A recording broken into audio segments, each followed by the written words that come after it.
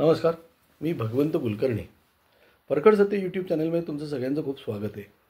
आजचा विषय म्हणजे की मी टी व्हीवर आणि यूट्यूबवर पण ऐकलं की मनोज जरांगे हे दिल्लीला जाणार आहेत आणि आपल्या राजाने तिथे अमुक केलं, तिथे आटकेपार झेंडे वळले, पार अटकपर्यंत वगैरे वगैरे अशी सगळी त्यांची मी ती बाईट्स ऐकले टी व्हीवर.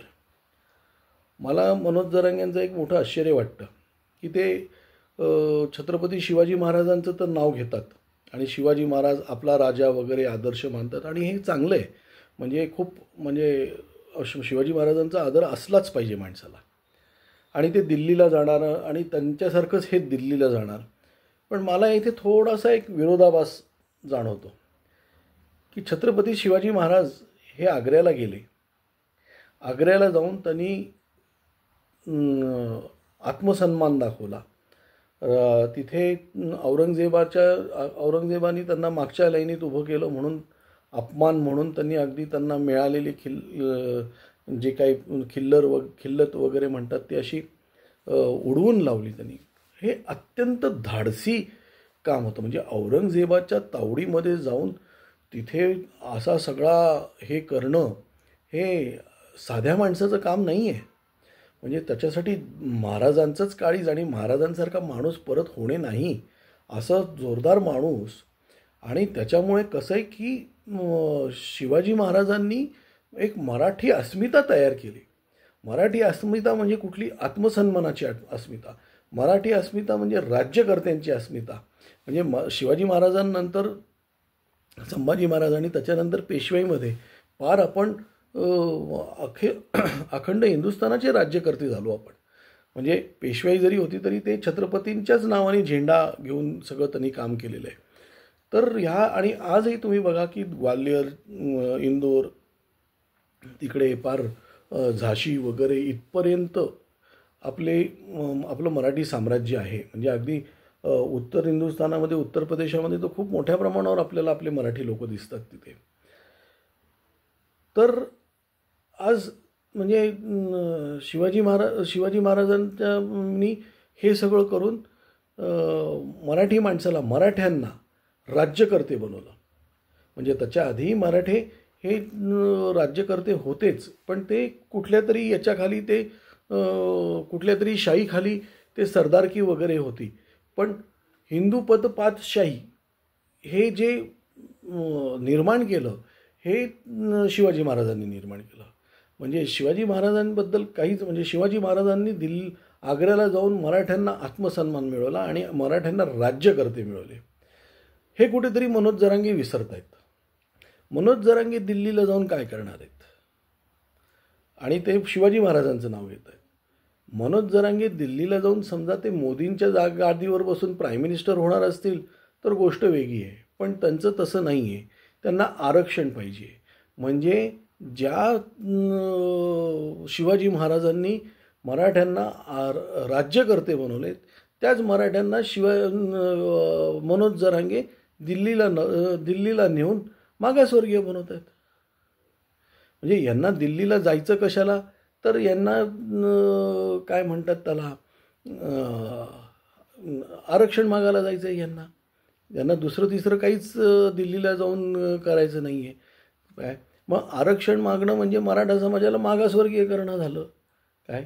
म्हणजे ज्या परिस्थितीत महाराज होते, महाराजांच्या आजूबाजूला तर केवढे दुश्मन होते. म्हणजे वरती मोगल, इकडे निजाम, इकडे आदिलशाह, कुतुबशाह, ही सगळी एकापेक्षा एक काय म्हणतात त्याला गिधडासारखी लोक ही महाराजांच्या किंवा मराठ्यांच्या ह्याच्यावर टपून पडलेली होती की कधी एकदा आपण हे भ्रष्ट करतोय म्हणून. तर त्या ह्याच्यामध्ये म्हणजे महाराजांना एक आग्र्याला जायची तशी गरज नव्हती. इथे त्यांनी तह केला असता, मिर्झा राजा तिथे गेला असता, आणखीन इथे हे महाराज यांनी काय औरंगजेबाच्या नावाने इथे राज्य केलं असतं किंवा त्यावेळेस माझ्या माहितीप्रमाणे शहाजहानच्या नावाने इथे राज्य केलं असतं आणि आपलं इथे महाराष्ट्रापुरतं त्यांना आहे. पण त्यांनी तसं केलं नाही. त्यांनी हिंदूपद पातशाही आणि ही मोगलशाही संपवण्यासाठी, नष्ट करण्यासाठी जे राजपूतांना जमलं नाही, जे जाटांना जमलं नाही, काय ते सगळं मराठी माणसांनी म्हणजे शिवाजी महाराजांनी हे दिल्लीला जाऊन त्यांनी तिथे आपला एक वचक बसवला. त्याच्यानंतरच्या लोकांनी पण वचक बसवले ते, पण त्याचा जो पाया होता, वचकाचा जो पाया होता, तो पाया शिवाजी महाराजांनी बसवला होता. आणि आज तोच पाया इतका मजबूत आहे की आजही दिल्लीमध्ये मराठी माणसाला घाबरतात. आजही दिल्लीमध्ये मराठी माणसाला घाबरतात.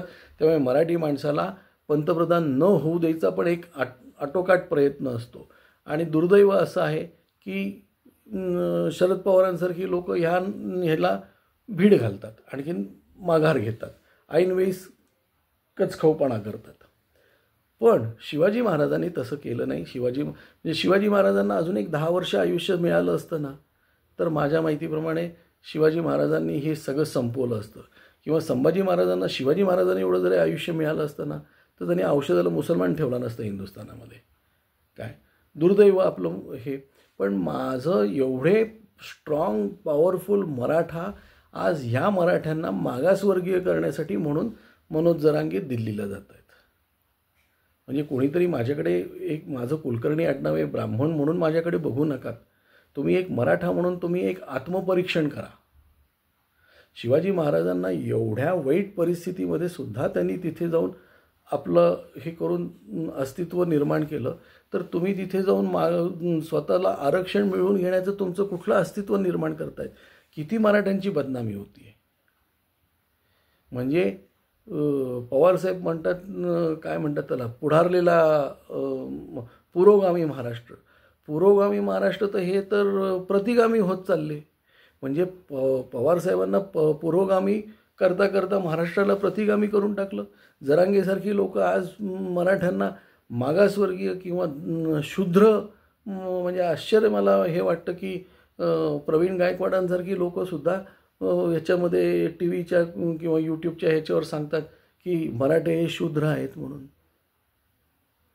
मग तुम्ही शूद्र आहात म्हणजे मला तर शिवाजी महाराज वगैरे हे सगळी ग्रेट लोक, यांना काही हे शब्दच वापरता येत नाहीत.